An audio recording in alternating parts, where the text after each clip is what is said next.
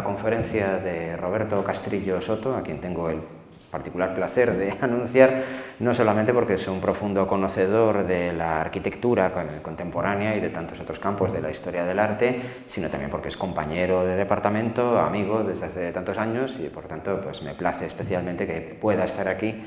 No voy a tampoco realizar una introducción extensa de las que me aburren y simplemente les invito a participar de la conferencia que va a versar sobre tradición y modernidad, arquitecturas para un fin de siglo, una especie de contextualización de qué está ocurriendo en el momento histórico en el cual Botines está concibiendo y materializando. Con lo cual, Roberto, la palabra es tuya. Buenas tardes a todos, todas.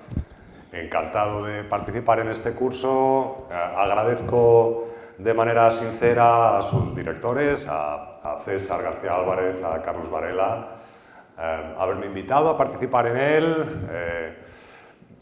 en un curso necesario, en un curso con un programa creo que admirable, y la intervención que yo voy a desarrollar hoy por la tarde pues realmente es fruto de un encargo. Cuando César contacta conmigo para participar en este curso, invitándome a participar en este curso, pues básicamente lo que me pide es que hable de la arquitectura en el año 1892, ¿no? La arquitectura que se estaba desarrollando en el mundo occidental bueno, digamos en los años, ¿no?, en los que el edificio Botines o la casa Botines se diseña y se construye.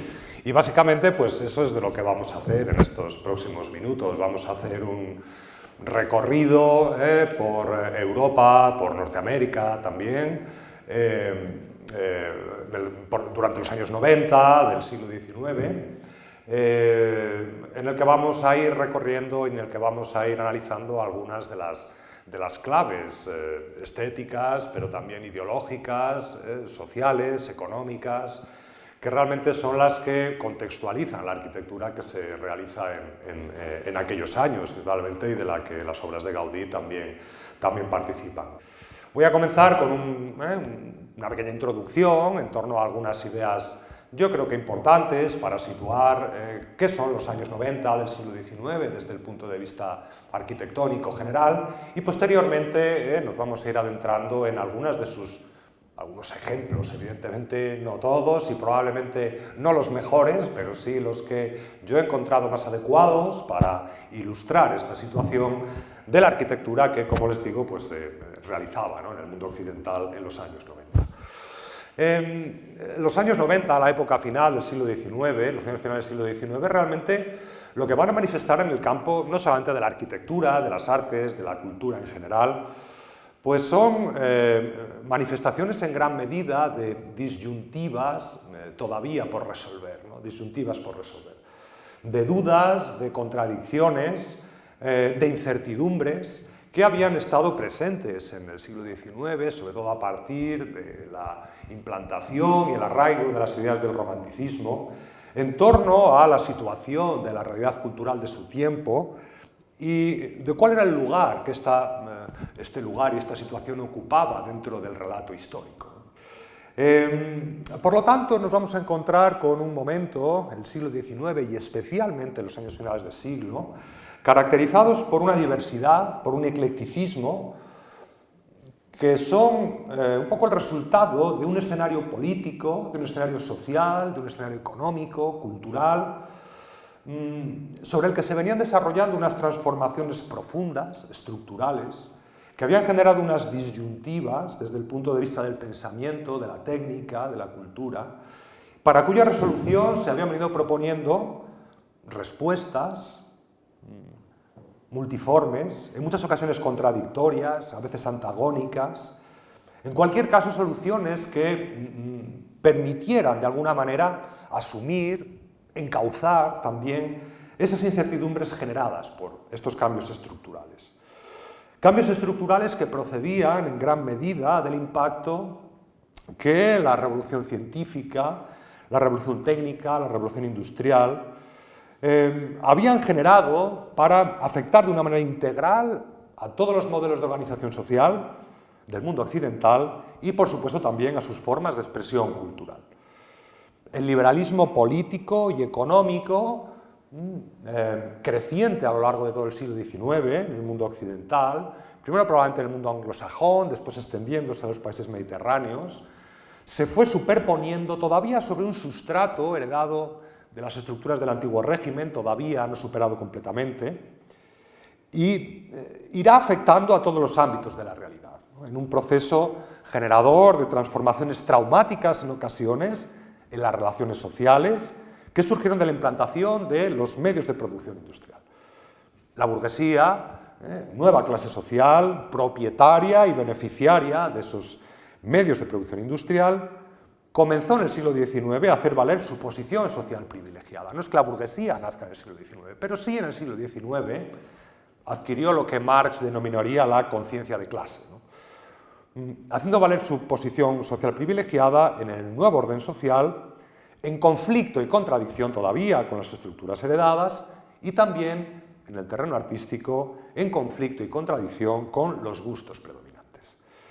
Además, los intereses, ¿no?, de la nueva clase privilegiada, de esta nueva burguesía, sus intereses privados, intentarán imponerse a las reformas públicas, a las necesarias reformas públicas, de tal manera que muchas actuaciones de la época, en materia, por ejemplo, de planificación urbana, de construcción de infraestructuras, de equipamientos sociales, se verán condicionadas y alteradas por presiones particulares y por intereses especulativos. Como vemos, pues esto no es privativo de ahora, ¿no?, sino que ya viene evidentemente de hace más de un siglo, ¿no? En cualquier caso, las consecuencias de la revolución industrial en el ámbito de la producción, del comercio, de los transportes, se dejarían sentir de manera intensa en la actividad constructiva del siglo XIX. Y fíjense que no hablo de actividad arquitectónica, estoy hablando de actividad constructiva. Tanto en el surgimiento de nuevas tipologías arquitectónicas, derivadas de esos nuevos requerimientos funcionales de la sociedad industrial, para el que evidentemente se van a emplear técnicas y materiales funcionales, ¿no?, digamos, para esa nueva forma de producción, métodos de fabricación industrial, materiales producidos en serie, como también se van a aplicar en reformas urbanísticas obligadas por el aumento de la presión demográfica ejercida sobre los cascos históricos de las ciudades, por la aparición de nuevos medios de transporte, fundamentalmente el ferrocarril en el siglo XIX, así como por la instauración progresiva de un nuevo concepto de ciudad liberal. Una ciudad liberal que va a ordenar el crecimiento de la misma mediante la segregación de un nuevo centro y una periferia, es decir, separando geográfica y estéticamente a la burguesía de las clases obreras o de las clases trabajadoras. Las artes, la cultura, evidentemente no va a ser ajena a las dudas e incertidumbres de este siglo, generando un estado de permanente crisis de modelos, de valores culturales y estéticos. Los axiomas artísticos más o menos estables que habían caracterizado los periodos precedentes se van a quebrar durante el siglo XIX. Digamos que desde el punto de vista de la apreciación o el sentido de la historia, la dimensión atemporal de la antigüedad clásica, considerada un periodo supremo en la historia de la humanidad, daba paso a una interpretación diacrónica del pasado, singularizada por las particularidades propias de cada ámbito geográfico y cultural, y donde no siempre la antigüedad, ni los periodos históricos más vinculados a ella, fueron considerados los más idóneos para construir la nueva sociedad del siglo XIX. La valoración contextualizada de los periodos históricos, por tanto, va a contribuir a su análisis pormenorizado y también a la desmitificación progresiva de sus figuras más recurrentes. Esto no va a significar a lo largo del siglo la desaparición de los lenguajes historicistas del arte decimonónico, ¿no?, pero sí la posibilidad de, según avanza el siglo y a medida que avanza el siglo, y esto es un aspecto importante para entender lo que la arquitectura es en los años 90 del siglo XIX, la utilización cada vez más libre y heterodoxa respecto a los modelos originarios.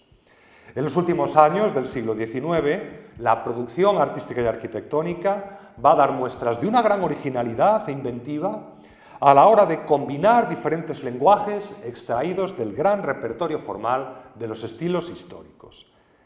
Un eclecticismo finisecular que será el último estadio de desarrollo de la escenificación que en el siglo XIX tiene lugar en torno a la posibilidad de hallar un estilo representativo de su época.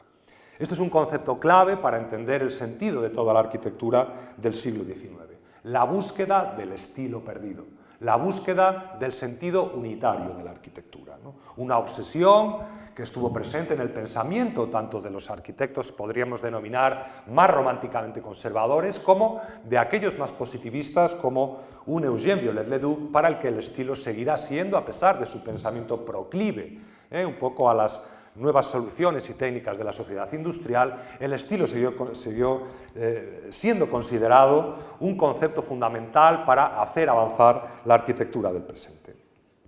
El concepto de estilo, como les digo, se encuentra en el trasfondo del debate estético de la arquitectura del siglo XIX.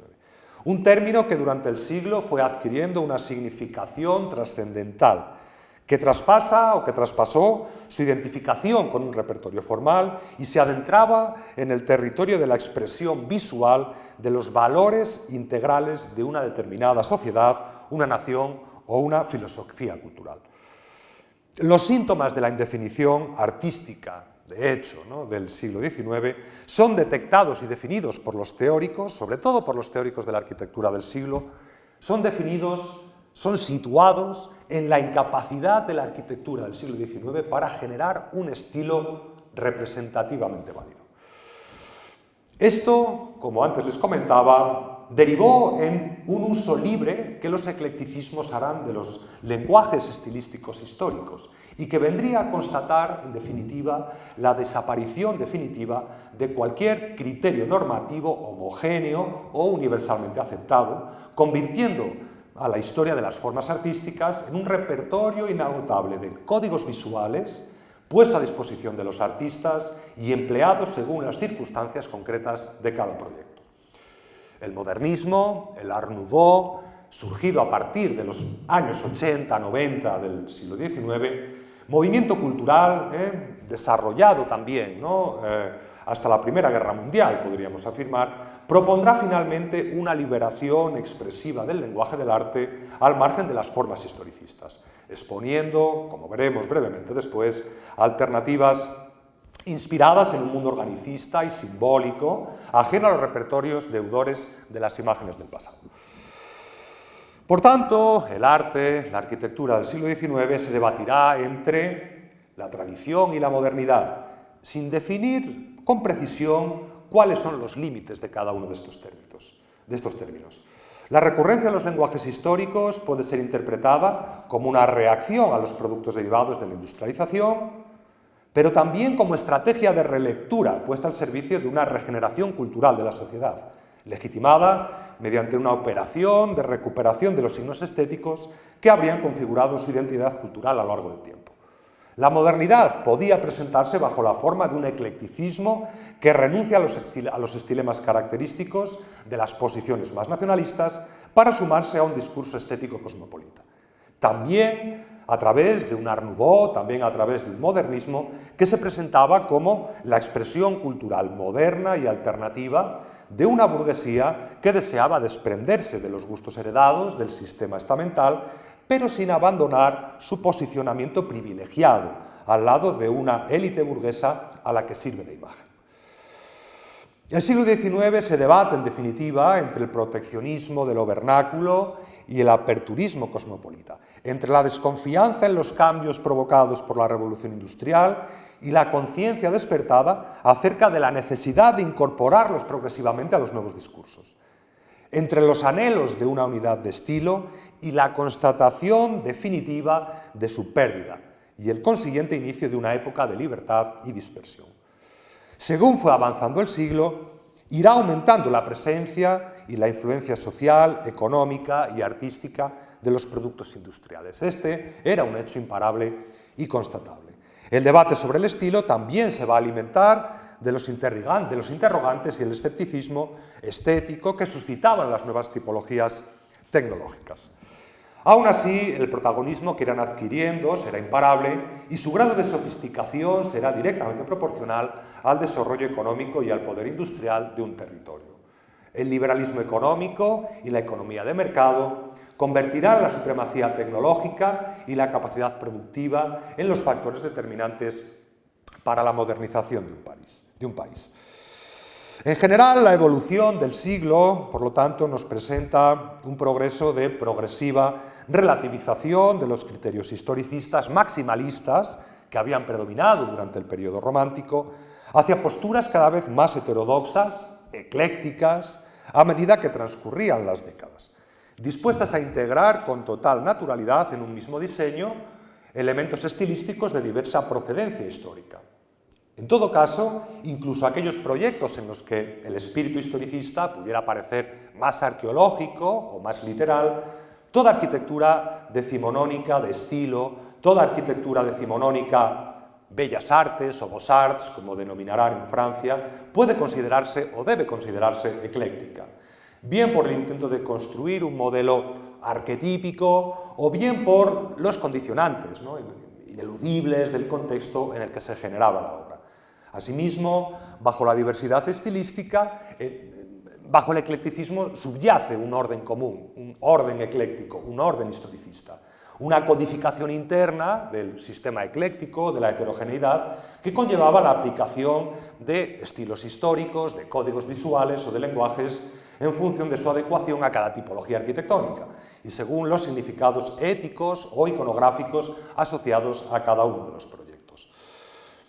Ya desde el primer tercio del siglo XIX, las líneas rigurosas y severas propiciadas por el neoclasicismo, más ortodoxo, que todavía perdurará durante un tercio de siglo aproximadamente, se comenzaron a mezclar con elementos medievalizantes o renacentistas. Este primer clasicismo romántico es el punto de partida del camino que durante el siglo XIX va a recorrer el lenguaje de inspiración clásica, cuya dirección será un eclecticismo clasicista cada vez más plástico, híbrido, retórico, en el que se entremezclan las formas de inspiración grecorromana con las barrocas, tardo-renacentistas, inspiradas en la arquitectura nacional, aunque mirando fundamentalmente a Italia o Francia. En todas sus variantes, los lenguajes clásicos, fuertemente legitimados a lo largo de la historia, van a mantener su vigencia y capacidad de adaptación y renovación, acentuando incluso su tendencia a la monumentalidad, hasta las primeras décadas del siglo XX. Será el estilo preferido para la construcción de los edificios oficiales, así como para aquellas tipologías arquitectónicas con el que se identifican las élites burguesas. La capacidad adaptativa de lo clásico, convertido ahora en eclecticismo clasicista, le llevará a incorporar con naturalidad el gusto por la ornamentación y la expresividad de los materiales, propiciada incluso por la arquitectura modernista, por la arquitectura Art Nouveau. El Art Nouveau, el modernismo, aparecerá en los últimos años del siglo XIX como la alternativa estética a estas corrientes estilísticas derivadas de la reinterpretación historicista de los estilos del pasado, proclamando la necesidad de liberar el potencial expresivo del arte mediante la creación de un nuevo lenguaje despojado de las formas heredadas. Anhelos de modernidad manifestados por una sociedad burguesa, urbana, que deseaba identificarse con unos productos artísticos diferenciados de aquellas formas historicistas procedentes de los estilos aún asociados a la vieja sociedad estamental.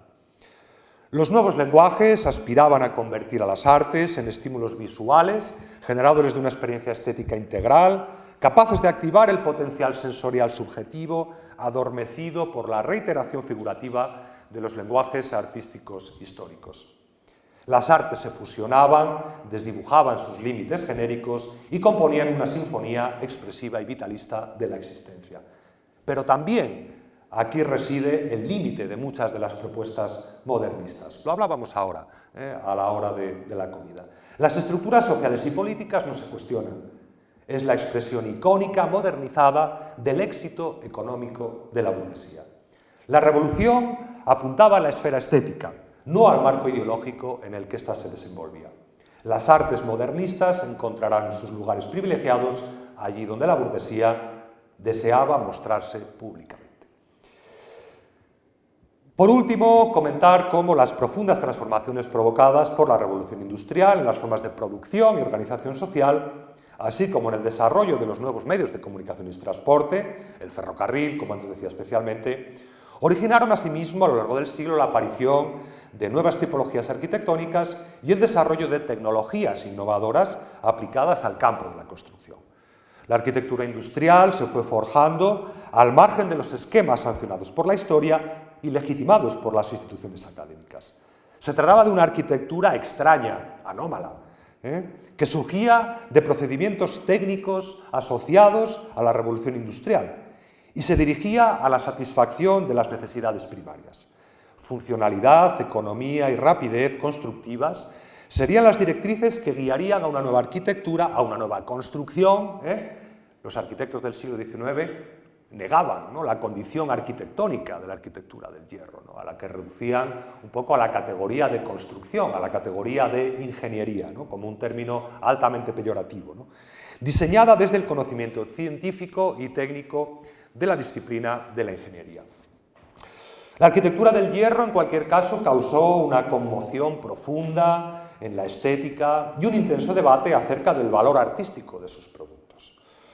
Antagónicas durante buena parte del siglo, la arquitectura de estilo y la arquitectura tecnológica, la belleza y la utilidad, la tradición y la modernidad, las prácticas del ingeniero y del arquitecto, que también había mucho, ¿no?, de conflicto profesional, ¿no?, en esta disyuntiva arquitectónica, tenderían a finales de siglo a conciliarse y con este acercamiento reintegrar los conceptos de utilidad y belleza en el trayecto hacia la modernización de la arquitectura contemporánea.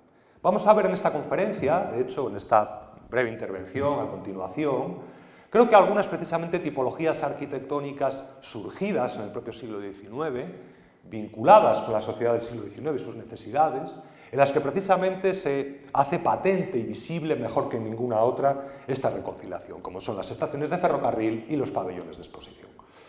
La dispersión estilística, en cualquier caso, no debe ser interpretada como una intrascendente revisión formalista, ni ocultar que bajo la piel historicista, en muchas ocasiones, tiene lugar una permanente indagación disciplinar y una progresiva apertura metodológica y tipológica de la arquitectura.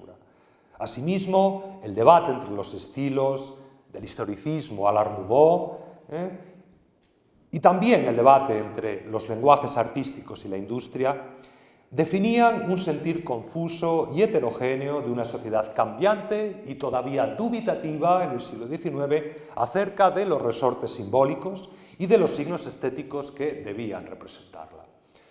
Los años finales del siglo XIX, como comenzaba esta pequeña introducción, ¿no?, a esta ponencia, los años finales del siglo XIX son la manifestación patente de que muchas de esas dudas y de esos interrogantes todavía estaban sin resolver y seguirán en gran medida sin resolver hasta la codificación de los lenguajes del movimiento moderno. Este paisaje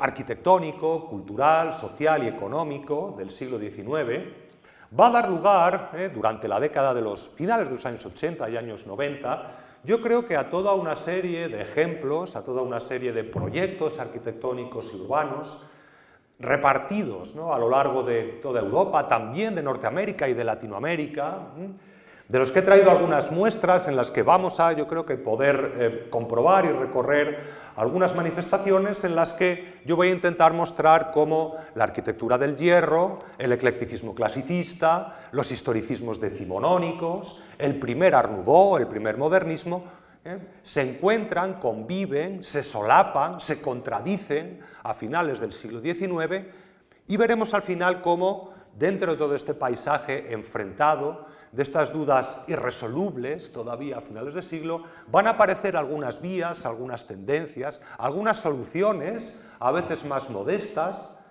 más sencillas, más marginales todavía en aquellos años, pero que inevitablemente nos conducirán, pasado más o menos una década, a lo que van a ser los orígenes del movimiento moderno. El año 1892, evidentemente que es el año, ¿no?, de construcción de este edificio y del que César me pedía que hablara fundamentalmente, pues como todos ustedes sabrán, ¿no?, pues era el año en el que se celebraba fundamentalmente la efeméride del 400 aniversario del descubrimiento de América. Entre los múltiples acontecimientos y celebraciones que se organizaron a lo largo de Europa y también de América para conmemorar esta efeméride, sin duda el más influyente, relevante y el que más impacto mediático y también artístico y arquitectónico tuvo, fue la celebración, no en el año 1892, sino en el año 1893, sobre todo por el gran volumen de la empresa y por la tardía puesta en marcha de su proyecto, de una gran exposición universal dedicada precisamente al descubrimiento, que conmemoraba el descubrimiento de América, que se celebró en la ciudad norteamericana de Chicago entre mayo y octubre de 1893. Una gran exposición que comenzó a gestarse aproximadamente hacia el año 1889, cuyos planes fueron diseñados en el año muy finales, fijaos, de 1890, donde las obras arquitectónicas y de desarrollo urbanístico comenzaron ya a mediados del año 1891. Es decir, todo ello condicionó y conllevó a que la exposición finalmente se celebrara en el año 1893, en la orilla del lago Michigan de Chicago, en Jackson Park, un territorio boscoso en aquellos años que fue urbanizado luego lo veremos, por un arquitecto paisajista norteamericano. La Exposición Universal de Chicago del año 1893, la Exposición Colombina, una exposición además ideológicamente en la que los organizadores centraron el protagonismo en la figura de Cristóbal Colón, restando en este sentido de una evidentemente premeditada maniobra política, ¿no? Reducir el protagonismo un poco de las potencias europeas colonizadoras, ¿no? Como podrían haber sido Inglaterra, Francia, España o Holanda, ¿no? Y centrando el protagonismo en la figura individual de Cristóbal Colón, ¿no? Convertido en una figura heroica y, por supuesto, depositando, por tanto, el protagonismo, ¿no? En los propios Estados Unidos. Esta exposición desarrolló un proyecto arquitectónico que ahora vamos a ver en una ciudad como Chicago, con unas particularidades arquitectónicas precedentes muy notables, que sin embargo son una muestra muy notable de lo que era todavía la confusión arquitectónica y el eclecticismo arquitectónico a finales de siglo. Bueno, este es un mapa general de la World's Columbian Exposition del año 93, como vemos en esta explanada jardinada situada en la orilla del lago Michigan. Luego volveremos un poquito sobre esta imagen. Quería enseñaros a continuación, ¿no?, cómo en el diseño de esta exposición se tuvieron en cuenta tanto lo que había sido el precedente de la exposición, la primera exposición universal que se celebró en Estados Unidos, que fue la de Filadelfia del año 76, mucho más modesta desde el punto de vista de la extensión del terreno y también de la arquitectura. Y también, evidentemente, de lo que fue el gran éxito de la Exposición de París, de la Exposición Universal de París del año 1889, una exposición que había sido un poco también el punto de partida de una arquitectura ecléctica en la que se fusionaba la arquitectura académica, bellas artes, el eclecticismo clasicista, con la utilización de las estructuras industriales. Aquí, de hecho, tenemos una imagen en la que vemos cómo la gran cúpula central, ¿no?, el edificio administrativo central de la exposición, que era una estructura de hierro, pero revestida con un lenguaje historicista, se encontraba un poco como antesala de lo que fue un poco una de las dos grandes estructuras industriales de la exposición, que fue la Gran Galería de Máquinas, construida en el año 1889, un espacio experimental para la utilización de las estructuras metálicas autoportantes, con una estética muy abstracta y que después sería utilizado un poco como referencia de las marquesinas de muchas estaciones de ferrocarril a lo largo de Europa y también de los Estados Unidos, ¿no?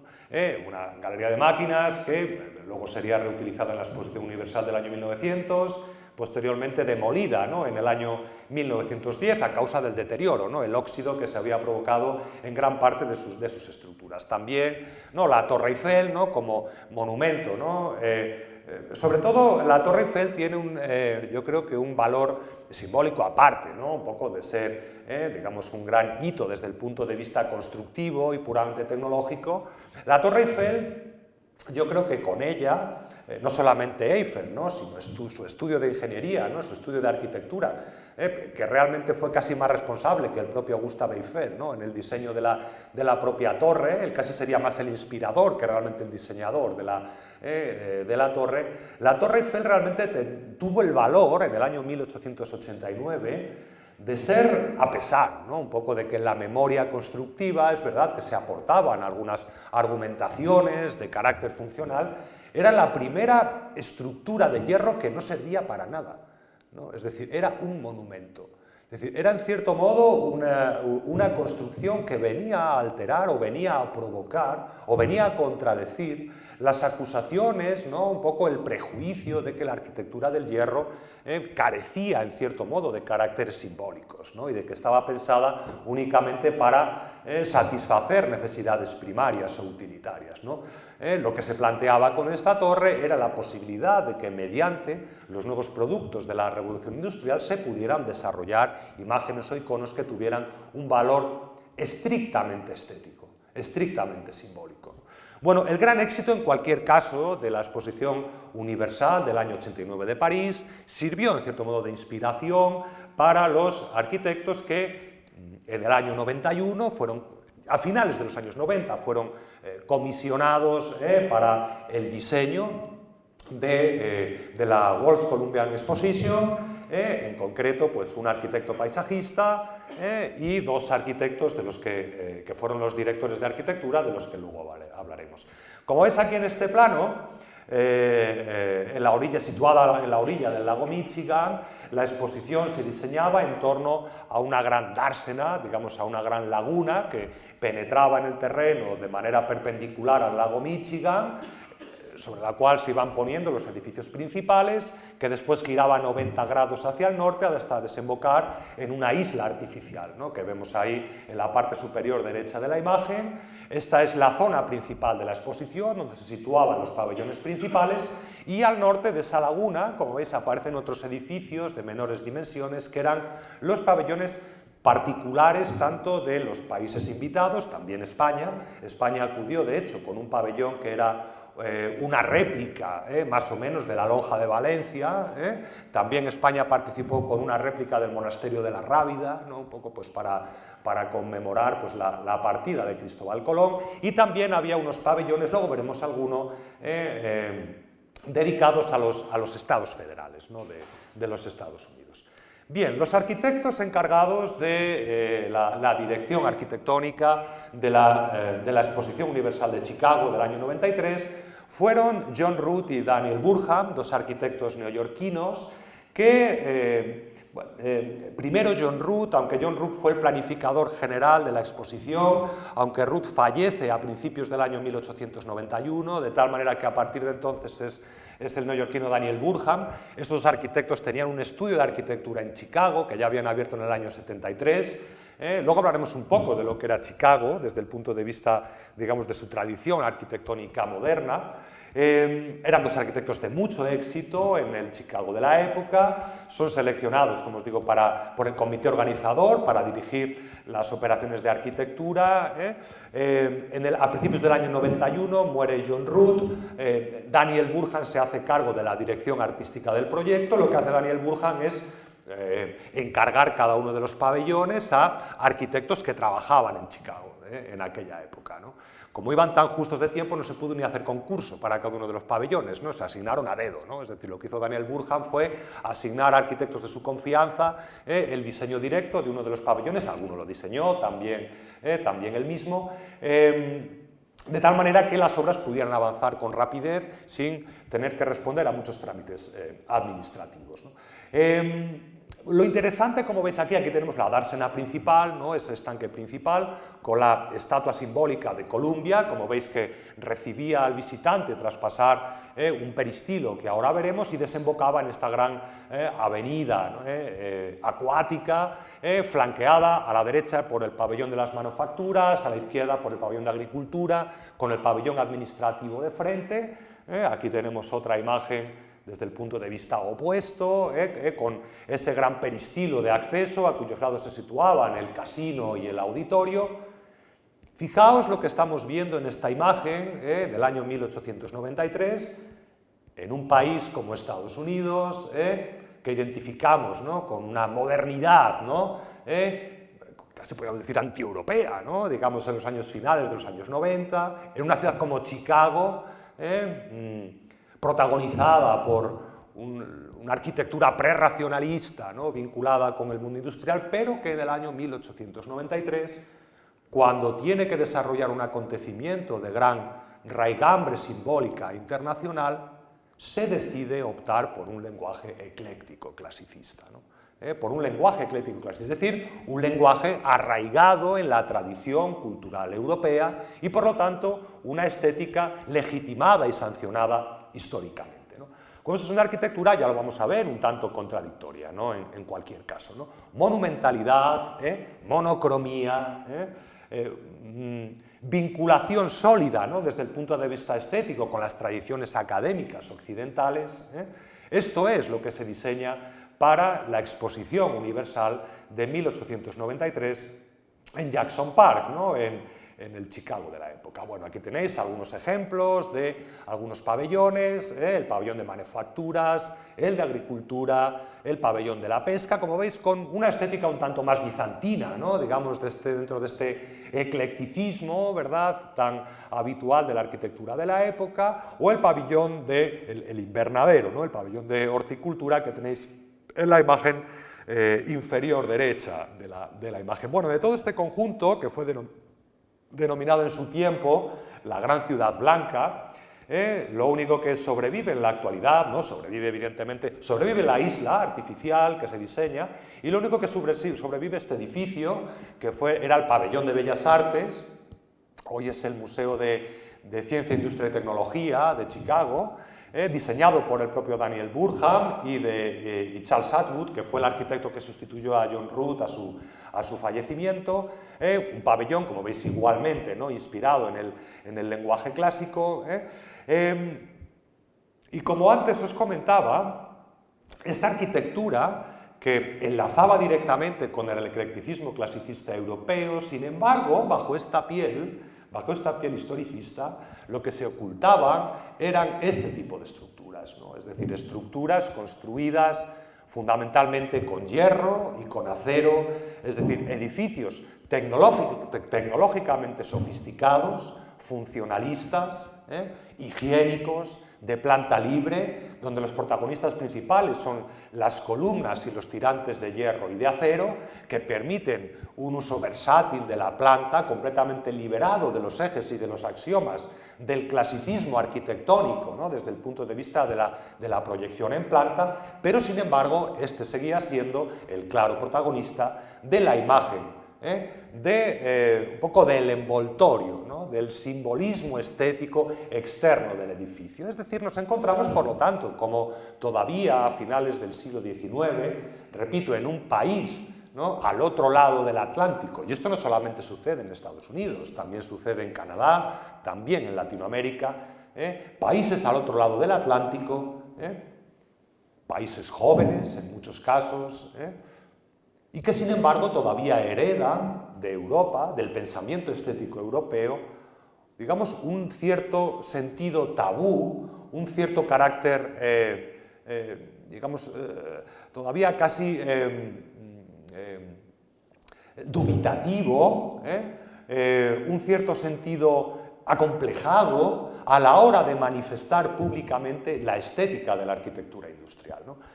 Acabamos de ver, ¿no?, edificios eclécticos, ¿no?, retóricos desde el punto de vista lingüístico, y que sin embargo no dejaban de ser la apariencia externa de lo que eran edificios industriales, ¿no?, digamos de un gran rigor, ¿no?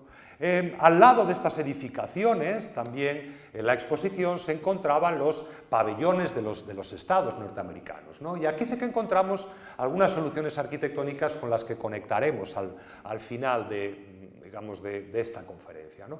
Arquitecturas que, como vemos, En el caso de estas arquitecturas más modestas, arquitecturas de menor tamaño, que venían a mostrar, en cierto modo, pues, las particularidades de cada uno de los estados norteamericanos, se utilizaban recurrencias a arquitecturas de carácter tradicional, tanto en el uso de los materiales como en su propia disposición, ¿no? Hay un sentido, digamos, de mayor humildad en esta arquitectura, de un carácter menos pomposo, menos escénico, y probablemente en las que se buscaba un mayor arraigo con el territorio del que procedía, ¿no? Este valor de lo vernáculo, tanto en el uso de los materiales como también de las tipologías arquitectónicas, es, bajo mi modesta opinión, una de las soluciones o de las salidas que la arquitectura del siglo XIX, ya en la época de cambio de siglo, irá encontrando para adentrarse en lo que luego va a ser la arquitectura del movimiento moderno.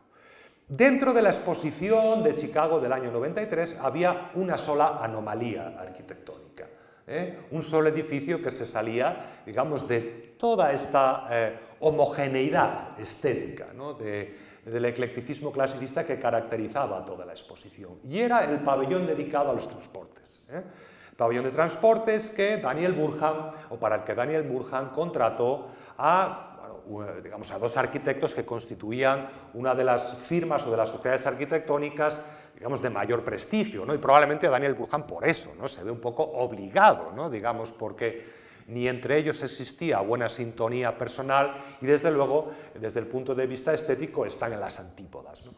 Como era la firma formada por los arquitectos Louis Sullivan y Danbach Adler.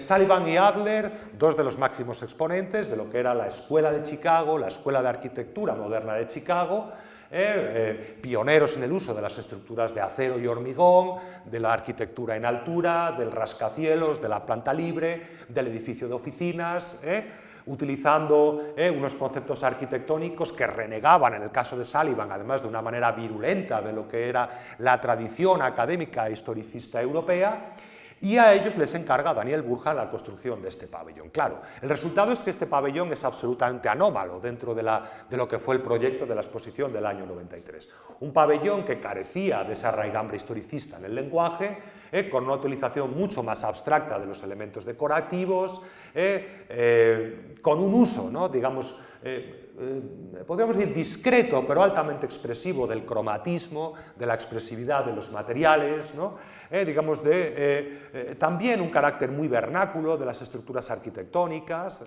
y aunque aquí no es un edificio vertical, como la mayoría de las obras de Sullivan y Adler, sí que constituía, digamos, una excepción dentro de lo que era el lenguaje, ¿no? Digamos, el lenguaje predominante de la exposición colombina del año 93. La presencia de Sullivan y Adler, precisamente en la exposición del 93, me da pie, de modo, pues, a hablar brevemente de lo que era Chicago, ¿no? De lo que era Chicago desde el panorama de la arquitectura de finales del siglo XIX y, en cierto modo, del extrañamiento que produce la presencia de una exposición, ¿verdad?, como la exposición del año 93 y de ese eclecticismo clasicista dentro de lo que era una ciudad, como todos sabemos, había sido devastada por el gran incendio iniciado en los suburbios de la misma en octubre del año 71, que había pues, reducido, pues, como vemos, prácticamente a la ruina, a lo que era el centro histórico de la ciudad, y que a partir de la década de los 70 había convertido a Chicago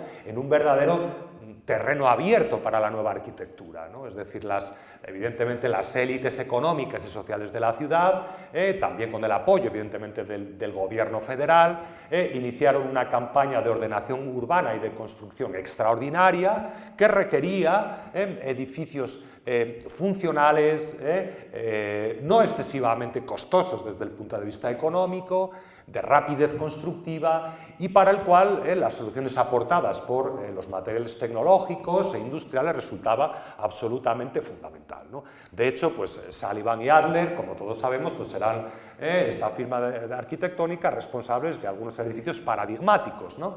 Que se están construyendo, sobre todo a partir de finales de los años 80, a que se trae de una imagen al poco tiempo de su construcción del auditorium construido por Adler y Sullivan, edificios con una apariencia exterior sobria. Por ejemplo, aquí Sullivan aplicando el esquema tripartito de basa, fuste y capitel, ¿no? Desarrollados en altura, en el diseño del paramento, con estructuras, con cimientos de hormigón, estructuras de acero, el revestimiento de granito, o también un modelo, el de la Escuela de Chicago, que luego se expandiría a los estados colindantes con el estado de Illinois, por ejemplo en el estado de Missouri.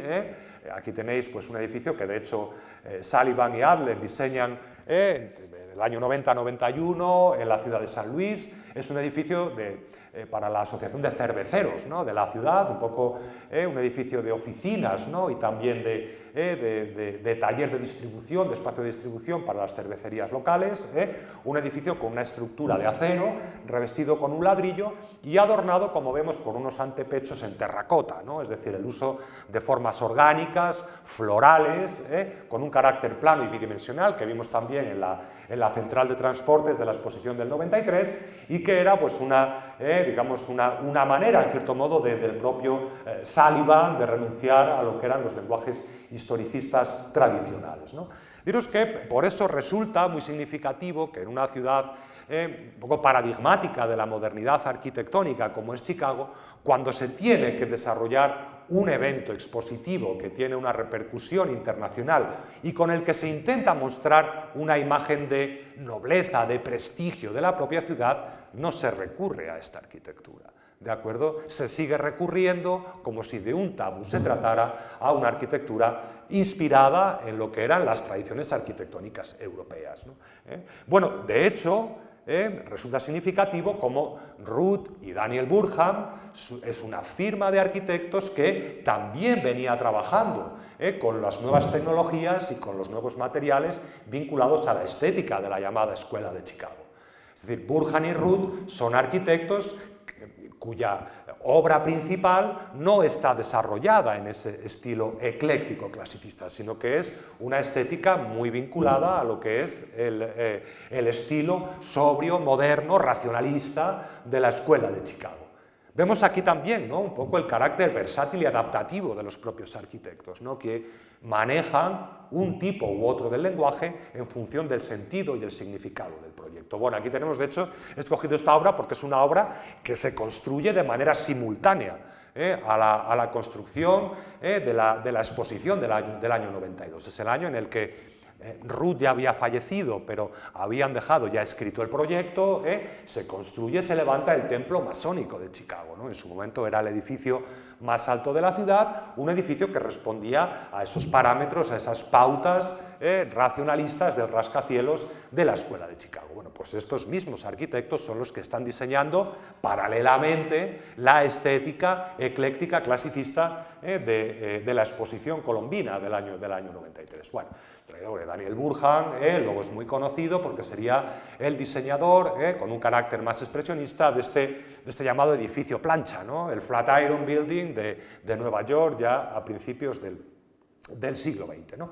Bien, la repercusión de la exposición colombina del año 93 fue una repercusión inmensa, desde el punto de vista del impacto de la vigencia de ese estilo arquitectónico Beaux-Arts, un impacto enorme tanto en Norteamérica como en Latinoamérica, como también en Europa, que Louis Sullivan declararía en aquellos momentos, aunque como es, él participa en la exposición con esa anomalía, ¿no?, que es el pabellón de transportes, diría Louis Sullivan que la estética de la exposición colombina o ese proyecto arquitectónico había hecho retroceder 40 años la arquitectura norteamericana, ¿no?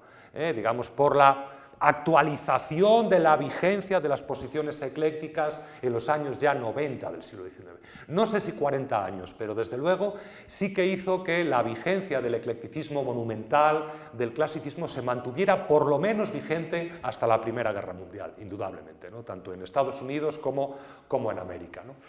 En cualquier caso, siguiendo un poco con este recorrido por la arquitectura de los años 80, 90 del siglo XIX, nos encontramos con una época en la que la arquitectura del hierro, la arquitectura, ya no tanto arquitectura del hierro como del acero, ¿de acuerdo?, que es un material que va sustituyendo progresivamente al hierro como principal, ¿no?, materia prima para la construcción de las grandes infraestructuras de hierro, había alcanzado resultados absolutamente notables, Y os he traído dos ejemplos para que veáis cómo, si bien la arquitectura del hierro o de la arquitectura tecnológica industrial es una arquitectura que queda explícita cuando ésta se encuentra, digamos, en áreas periféricas, como por ejemplo en este famosísimo puente Ford o Ford Bridge, situado pues, en la parte oriental de Escocia, ¿verdad? Uniendo el fiordo de Ford, este gran puente en ménsula, con, digamos, con esos dos grandes tramos en ménsula centrales, aproximadamente de medio kilómetro cada uno, para el que se utilizaron, ¿no? pues miles de toneladas de acero. Sin embargo, en una obra coetánea, también un puente, pero cuando se trata de un casco urbano, del interior de una ciudad, pues todavía en los años 90, repito, por ese tabú, ese complejo a mostrar de una forma explícita el hierro, lo tecnológico, envolviéndolo, ¿no?, en los históricamente sancionados lenguajes historicistas. Claro, en Inglaterra, en estos momentos, en Londres, no iba a ser el eclecticismo clasicista, ¿no?, identificado más con lo francés, ¿no?, sino en un neogoticismo más vernáculo, más vinculado con lo que eran las tradiciones del romanticismo británico. Pues como vemos, en esos mismos años, de manera más o menos coetánea, se está construyendo el puente de la Torre, ¿no?, sobre el río Támesis, que es un puente desde el punto de vista tecnológico basculante, muy complejo, es un puente colgante atirantado, pero construido, ¿no?, sobre una estructura interior de acero. Y abajo a la derecha tenéis una fotografía precisamente del puente en construcción en el año 1892, donde vemos cómo la estructura de acero está siendo ocultada, ¿de acuerdo?, por debajo de ese revestimiento, de esa máscara de piedra granítica, ¿no? En el caso de España también nos encontramos con la plena vigencia a finales de siglo, en la época, ¿no?, en la que está formándose y trabajando el joven Gaudí, la plena vigencia de un eclecticismo clasicista, pero que ya poco a poco va sirviendo de la misma manera de revestimiento para unas estructuras que van asumiendo la utilización de los nuevos materiales tecnológicos. Es, por ejemplo, el caso de la sede central del Banco de España, diseñada en el año 84 y concluida en el año 91, después con diferentes ampliaciones, ¿no?, a lo largo del siglo XX y XXI, la última de ellas de Rafael Moneo, como seguro que todos ustedes saben, situado en el Chaflán, en el que confluyen el Paseo del Prado y la calle de Alcalá, utilizando, como veis, un lenguaje exterior pues inspirado en el Cinquecento, ¿verdad?, en la arquitectura palladiana, ¿no?, en la arquitectura veneciana del Renacimiento, pero que al interior esconde pues unas estructuras sorprendentes, como por ejemplo lo que hoy es la biblioteca de la sede del Banco de España. Antiguamente era el patio de operaciones o el patio de contrataciones principal, que como veis es un patio realizado íntegramente en forja de hierro.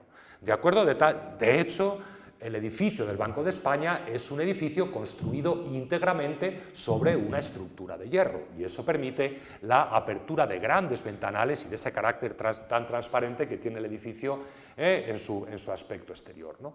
Es el caso también de Ricardo Velázquez Bosco, probablemente el arquitecto más significativo del eclecticismo clasicista madrileño y español de la década de los 80 y los 90 del siglo XIX, ¿no? Es un arquitecto con un lenguaje que hereda directamente el lenguaje de la arquitectura tardo-renacentista, barroca, fundamentalmente inspirada en el mundo francés. Esto despertaba también recelos en su época, monumentalista en su concepción de la arquitectura, pero un arquitecto que trabaja ya permanentemente en colaboración con ingenieros de la época, ¿no?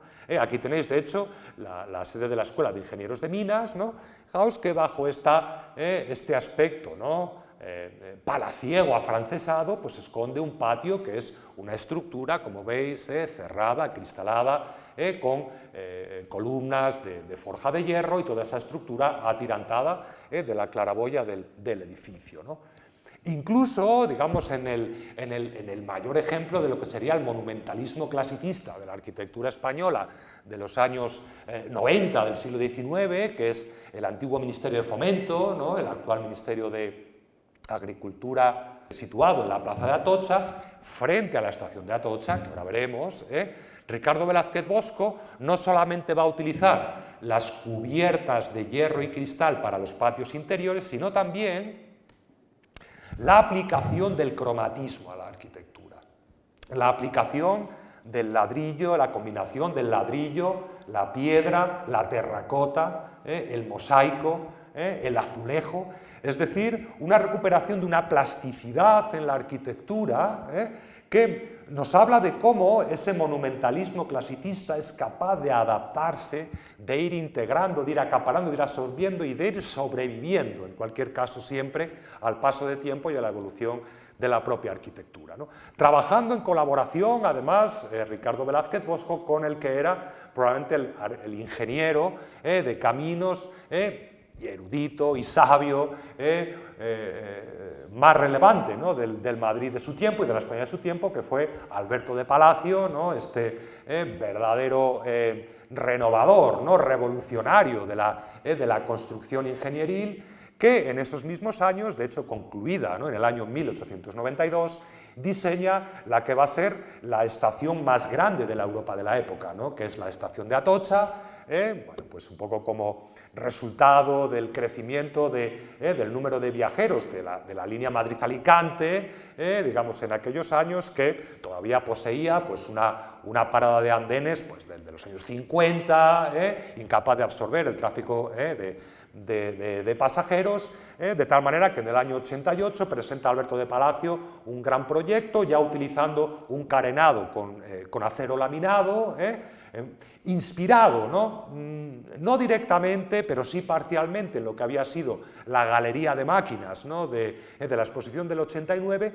pero con una diferencia bastante notable, y es que en el caso de Alberto de Palacio, el gran carenado, la gran estructura de la cubierta, se apoya sobre unos pilares, ¿no?, unos pilares autoportantes que después se cierran con un muro cortina de ladrillo, ¿no?, que como vemos, al que Alberto de Palacio luego dota de una cierta estética también clasicista, ¿no? El propio Alberto de Palacio está diseñando en aquellos mismos años otra de sus obras magnas, que es el puente transbordador, que une Portugalete y Guecho, ¿no?, que une Portugalete y Las Arenas, ¿no?, para el traslado de una barcaza de pasajeros y comercial. Fijaos cómo volvemos a encontrarnos como en el caso de una obra que tiene un carácter industrial y periférico, la arquitectura del hierro se deja desnuda, ¿de acuerdo? Es decir, se muestra de manera explícita, mientras que en aquellas obras que todavía están en el seno de los cascos urbanos, esta se suele ocultar bajo una máscara más historicista. Es lo que sucedió, por ejemplo, con las obras que Ricardo Velázquez Bosco y Alberto de Palacio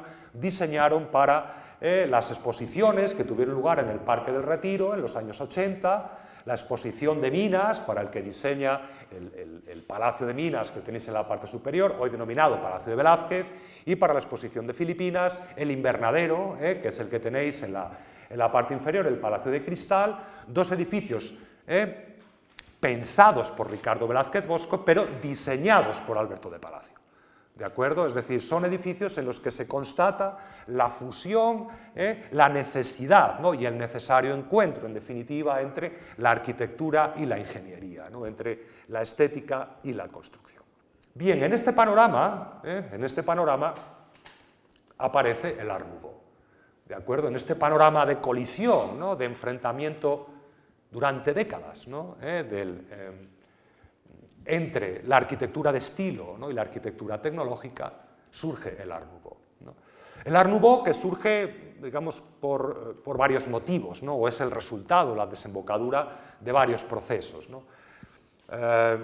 Varios procesos que tienen que ver con la búsqueda de nuevos lenguajes, de nuevos ámbitos simbólicos para las artes, de reflexiones, ¿no?, en torno también al sentido social de las artes, a su relación con la sociedad de su tiempo, y que va a manifestarse o a expresarse de diferentes formas en función también de las diferentes zonas o territorios, ¿no?, de la Europa y también de la Norteamérica de su tiempo. Era una manera de desprenderse, de superar o de intentar superar esta dicotomía, esta disyuntiva entre el eclecticismo clasicista y la arquitectura del hierro. intentando proponer soluciones arquitectónicas, propuestas estéticas que fusionaran de una manera natural, de una manera necesaria, estas propuestas a partir, digamos, de nuevos modelos visuales, de nuevos códigos visuales. Pero sí que quería traeros, os he traído, aparte de que ya hemos visto la obra de Louis Sullivan, que en mi opinión, ¿no? Sullivan y Adler, ¿no? Son quienes configuran lo que podemos denominar el modernismo norteamericano, ¿verdad? Os he traído la obra tradicionalmente considerada, en mi opinión, de manera incorrecta, ¿no? Inaugural del Art Nouveau, ¿no? Es decir, como si hasta la Casa Tassel no hubiera Art Nouveau, ¿no? Pero sí que es una de las, digamos, primeras obras integralmente Art Nouveau, ¿de acuerdo? Integralmente Art Nouveau. Un edificio situado, ¿no?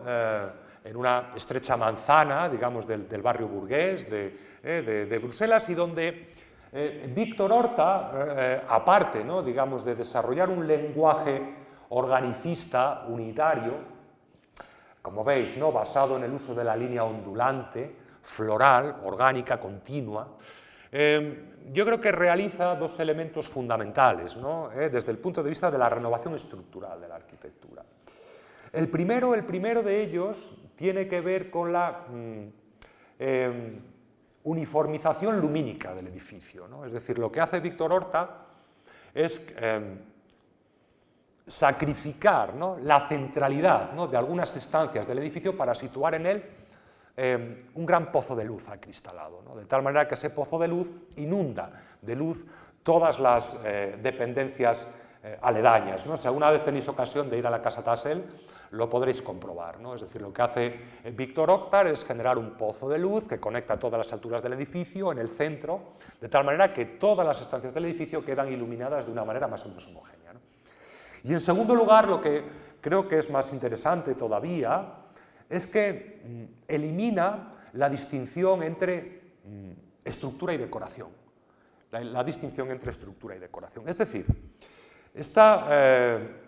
yo creo que esta contradicción arquitectónica que hemos visto hasta hace un momento, estructuras de hierro revestidas de arquitectura de estilo, quedan absolutamente resueltas por Víctor Horta cuando convierte a lo decorativo en estructural. Es decir, la estructura no se decora, sino que la decoración constituye la estructura del edificio, ¿no? Por eso las columnas de hierro adoptan esas formas arbóreas, florales, no necesitan revestirse de nada, son así, ¿no? Son así.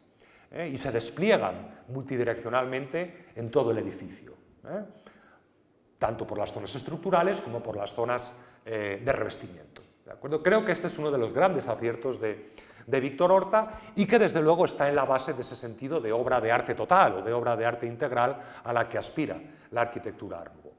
En cualquier caso, la arquitectura de Víctor Horta sí que creo, ¿no? Digamos que avanzaba, digamos, hacia una solución de conciliación entre lo estilístico, ¿no? O lo formal, ¿no? Y lo tecnológico, como no se había planteado hasta entonces, ¿no? Bueno, aquí tenéis pues una imagen precisamente del acceso de la escalera que une los pisos del edificio, y a la derecha lo que tenéis es una imagen precisamente del piso superior, ese pozo de luz, como veis, con una claraboya acristalada que sirve para iluminar todo el centro del edificio. Algo parecido sucede en estos años 90 en la ciudad de Viena, ¿no? En la ciudad de Viena. Aunque es verdad que el grupo Secesio no se va a conformar hasta finales de siglo, tiene sin duda una inspiración clarísima en lo que fue la obra del el que había sido y el que era ya desde los años 80 el gran mentor arquitectónico y urbanístico de la ciudad de Viena, que fue Otto Wagner, ¿no? Un Otto Wagner admirador de Louis Sullivan, admirador de la Escuela de Chicago, algo que se nota mucho en la arquitectura vienesa de los años 80 y 90, ¿no? Previa a la secesión, y que a partir de los años 90 fue nombrado asesor artístico de las obras del Metro de Viena, diseñando, no solamente él, porque parece que cuando se le encarga un arquitecto, pues no solamente era él, ¿no? Él era un poco el coordinador, pero para él trabajaron otros muchos artistas y arquitectos, entre ellos, ¿no? Las obras del Metro de Viena se formaron artísticamente, entre otros, Joseph Hoffmann y Joseph Maria Olbrich, ¿no? Diseñando lo que eran todas las estructuras del Metro de Viena, ¿no? Bueno, yo aquí os he traído pues, uno de los dos pabellones de la estación de la Karlsplatz, ¿no? de de Viena. A Wagner le habían encargado que hiciera una arquitectura neorrenacentista, ¿no? Se lo había encargado el Ayuntamiento de Viena, ¿no? Entonces lo que hizo Otto Wagner es, bueno, pues una lejana alusión, ¿no? Digamos, al Renacimiento con la utilización de estas estructuras en arco, ¿de acuerdo? Con una leve, pues casi como una especie de vano serliano, ¿no? Es decir, un poco sui generis, pero que luego él desarrolló con este sentido plano, decorativo, floral, ¿no? Esta especie como de gran amanecer solar, ¿no? Digamos que son las estaciones del metro de Viena, de la Karlsplatz, ¿no? Y un poquito después, en los años 90, pues diseñaría precisamente la estación particular, ¿no? Del emperador Francisco José, para que él cogiera pues, el tren, ¿no? El metro, pues en el Schönbrunn, ¿no? Es decir, este era el apeadero particular del emperador, ¿no? También diseñado por el propio Otto Wagner, ¿no? Digamos, este sentido o esta renovación Art Nouveau, ¿no? Esta búsqueda de nuevas soluciones también estaba llegando a España, evidentemente, ¿no? Fundamentalmente estaba llegando a Barcelona, ¿no? No tanto a Cataluña, a Barcelona, ¿de acuerdo? Cuando se habla a veces del modernismo, bueno, algo más tardío, ¿no? Lo que estaba es llegando a Barcelona y sobre todo a través de un punto de inflexión muy notable en lo que fue la historia arquitectónica de la ciudad, como fue la celebración de la Exposición Universal de Barcelona del año 88, ¿no? Como veis, las exposiciones universales son hitos, eventos absolutamente fundamentales para entender el avance de la arquitectura de la época. Es el momento en el que Lluís Domènech construye sus primeras obras de madurez, ¿no? Como fueron el café-restaurante, una estructura de hierro y cristal, es una caja cúbica diáfana, un gran cubo de hierro y cristal, después revestido, como veis, con esta arquitectura de ladrillo, ¿no?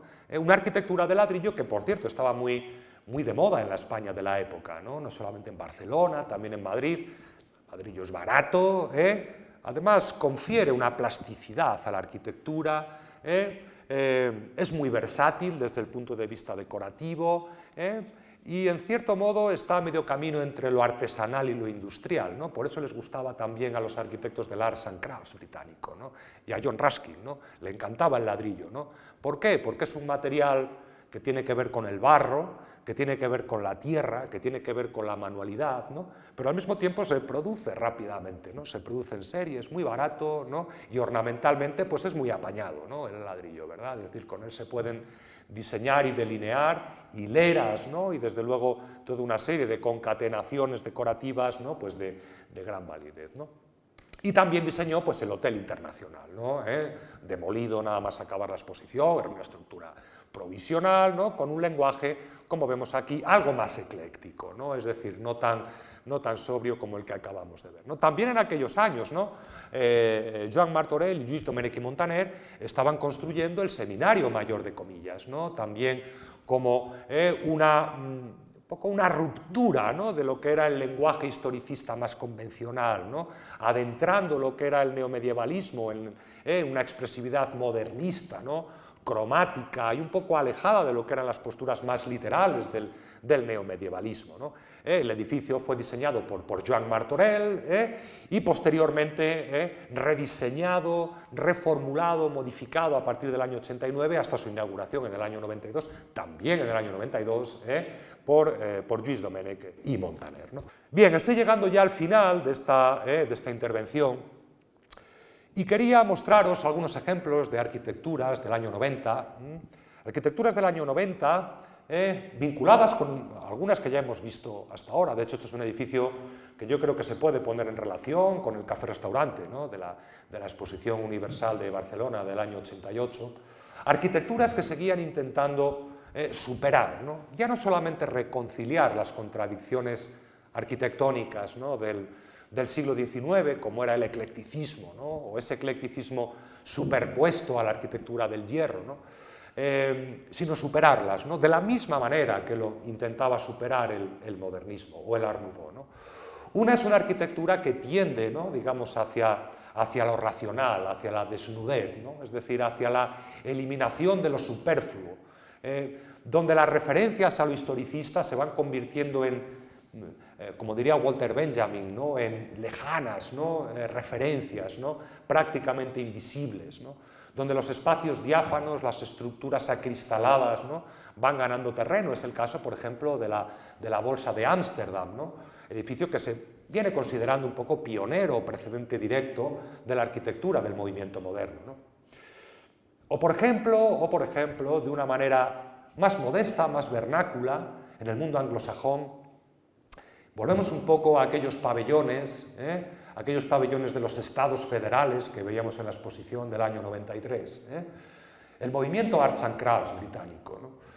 Un movimiento inspirado por la obra de William Morris, sus ideas en torno al valor de la cultura popular, la belleza de lo cotidiano, de lo ordinario, el escepticismo en torno a esos dos polos, ¿no?, de la arquitectura del siglo XIX, ¿no?, su escepticismo con respecto a la industrialización, pero también, ¿no?, su horror, ¿no?, ante el historicismo victoriano, donde lo popular, lo cotidiano, lo artesanal se convertía un poco inspirado también por las teorías de John Ruskin, casi en una redención moral, ¿no?, del arte y la arquitectura del siglo XIX, y que inspiraron un movimiento como fue el Arts and Crafts, en el que se revitalizaba lo artesanal, lo simple, lo sencillo, lo rural, lo campestre, lo vernáculo.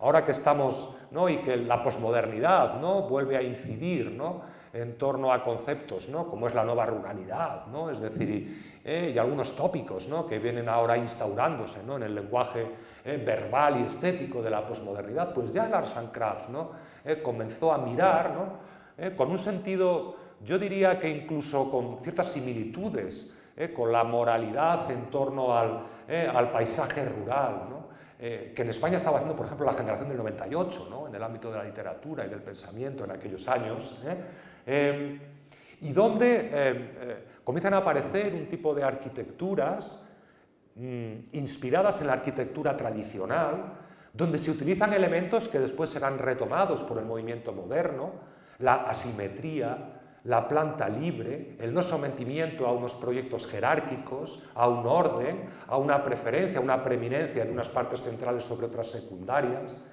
donde los espacios de la arquitectura se concatenan entre sí por motivos de carácter funcional. Yo os he traído aquí un ejemplo de esta, a mí como bueno, porque como yo he preparado la conferencia, pues es la casa señorial Arts and Crafts, que siempre me ha parecido más hermosa, pero también porque se está construyendo en los años, ¿no?, en los que se construía Casa Botines, Whitwick Manor, situada pues en Wolverhampton. Es una obra preciosa, además es un edificio que alberga una colección de arte prerrafaelista maravillosa en su interior. Os he traído también una imagen de esos espacios interiores cálidos en los que se utiliza la madera, las lámparas de bronce, la vidriera, es decir, hay un sentido, digamos, de la búsqueda un poco de un nuevo confort arquitectónico, buscando una autenticidad, ¿no?, una belleza en lo cotidiano, una calidez de la que carecía, ¿no?, la arquitectura de su tiempo. Es una arquitectura que, como os digo, está un poco en las bases, que puede parecer muy alejada de esa universalidad, ¿no?, y de esa simplicidad por la que luego va a apostar el movimiento moderno.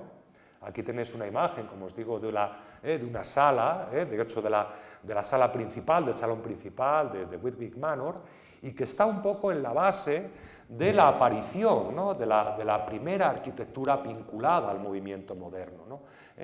Un movimiento moderno que no solamente va a estar vinculado a las grandes fábricas de Walter Gropius, ¿verdad?, sino también a la aparición de arquitectos interesados, ¿no?, por la vivienda unifamiliar o por la vivienda colectiva, en torno a las ideas de lo elemental, lo sencillo, es decir, la superación, en definitiva, de lo que habían sido las disyuntivas arquitectónicas del siglo XIX. Como decía César, en el año 1893, Frank Lloyd Wright, por cierto, ayudante de Louis Sullivan y Darman Adler en el Auditorium Building de Chicago, unos poquitos años antes, donde comenzó como arquitecto. De hecho, el promotor de esta casa, Winslow, era un fabricante de herrajes al que contrataban habitualmente Sullivan y Adler, ¿no? Y cuando le propone a Sullivan y Adler que le construyan su vivienda unifamiliar, Sullivan le dice que a él no le interesa nada las viviendas unifamiliares, se le interesan las viviendas colectivas, ¿no? Y Entonces, lo que hace Sullivan es recomendarle a Frank Lloyd Wright, que era su ayudante de arquitectura, ¿no? De tal manera que la casa Winslow, diseñada en el año 93, fijaos, año en el que se está acabando, o se acaba de terminar la casa Botines, fijaos lo que se está haciendo en Estados Unidos. Frank Lloyd Wright está diseñando su primera vivienda unifamiliar, inspirada en el lenguaje de la casa de campo, de la casa de la pradera norteamericana, ¿no? La hemos visto de manera efímera en la exposición del año 93. Ahora la vemos de forma definitiva en una obra del que será uno de los arquitectos protagonistas del movimiento moderno, ¿no? Finalizo esta intervención con esta obra, que no es un edificio, ¿verdad?, sino que es un libro, pero es un libro en el que aparece un edificio, ¿verdad? Precisamente en el año 1892 se publicaba por la editorial Kelmscott Press, una editorial digamos, que formaba parte del conjunto de proyectos artísticos, culturales, productivos, puestos en marcha por William Morris. Se publicaba su última novela, que era News from Nowhere. News from Nowhere, que es Noticias de ninguna parte, un poco la última gran novela utópica del siglo XIX. La novela había sido escrita en el año 1890, pero Morris la había publicado por entregas en un semanario socialista, ¿verdad?, un poco en relación, ¿no?, también al movimiento político al que él pertenecía y con el que simpatizaba, y vio la luz en formato libro por primera vez en este año 1892, ¿no?, en esta lujosa edición, ¿no?, de Kelmscott Press, ¿no? Probablemente ninguna obra mejor que esta, ¿no?, y que el pensamiento de William Morris para mostrarnos las dudas, las contradicciones, las disyuntivas irresueltas, ¿no?, a finales del siglo XIX, de una obra que habla de un imaginario viaje del propio William Morris, encarnado en el protagonista de la obra, que despierta en una sociedad sin clases, en una sociedad en que todos los individuos trabajan sin estar sometidos a la autoridad, son felices en el desempeño de su trabajo, trabajan en un sistema artesanal ante el que no deben dar cuenta a ningún burgués adinerado, reina la armonía, reina la igualdad, pero esta novela se publica, en definitiva, en una obra lujosa, en una edición de 300 ejemplares numerados, solo accesible para unas élites sociales. Y nada más. Muchas gracias a todos.